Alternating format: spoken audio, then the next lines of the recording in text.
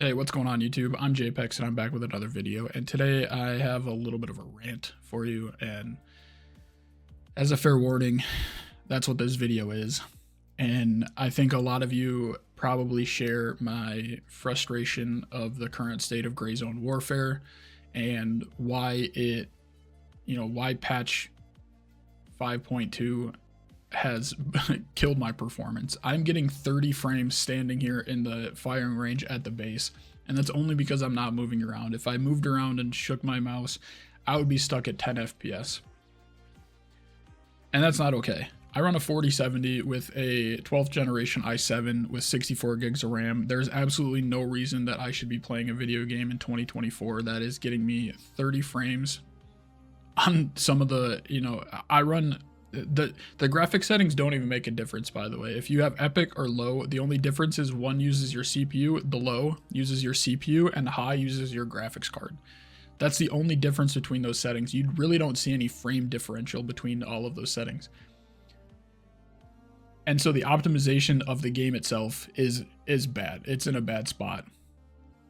And it seems to be going backwards, unfortunately. And Rick, the community manager or the head developer of Madfinger, put out a tweet today a couple hours ago that said, hey, we're aware of the performance issues, we'll do better. And the thing with me is that I understand from a developer standpoint of how difficult it is to make video games. But what I don't understand is why the game had to be released so early. Why couldn't it have cooked a little bit longer? Why couldn't it have sat for 6 months longer and had a closed alpha, a closed beta, an open beta, and just figure out some of the issues that are caused as it is? The game's been out for a month, a little over a month now, and there really has not been any changes to the game. There's still no way to make money other than tasking. The economy is completely broken. I know a lot of you little rats, and I mean that, are duplicating items for money, which the game is gonna wipe anyway, so I don't really care. Like, whatever. I think it's cheesy, but if you want to play the game how you play it, and it will be patched eventually, and all of your shit is gonna get wiped anyway, so it really doesn't make a difference. But still, the way the game is currently, it doesn't make it enjoyable. It seems, I'm level 33. I've played the game almost all the way through. I only have Tiger Bay tasks left, and the only reason I have not completed those is because the absolute amount of cracked AI in Tiger Bay that usually get me killed, and the performance in Tiger Bay that I run 30 FPS even before this patch. So I don't even know what I'd get there. I'd probably get four frames low key.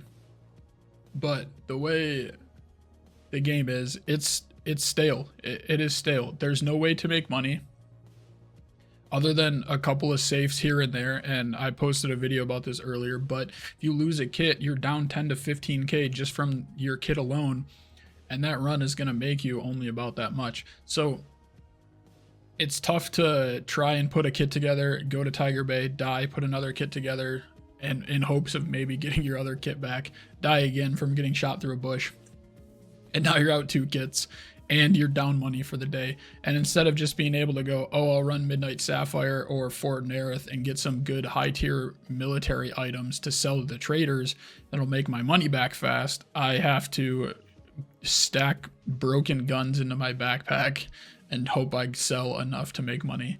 And I don't think that's enjoyable for a lot of people. I don't think that's enjoyable for a lot of people.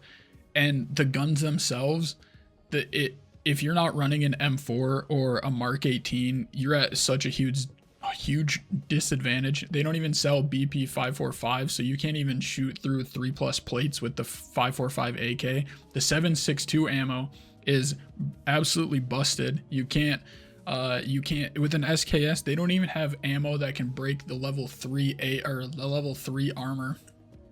And so how do you run an SKS that has one of the higher calibers in the game, and it can't even pen the highest tier armor in the game. That doesn't make a whole lot of sense.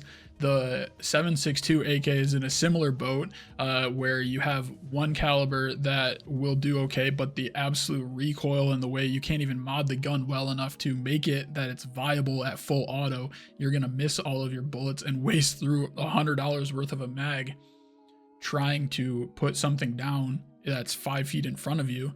And you build out a Mark 18 or you build out a meta M4 and it costs you 10, 12K, and you go and you get one tap through a bush and it kind of puts a sour taste in your mouth. And so it's tough to, shotguns are absolutely garbage. They got a quote unquote buff, but they are still terrible. Pistols don't even have, the highest armor that you can break with pistols is 2A plus or 2 plus.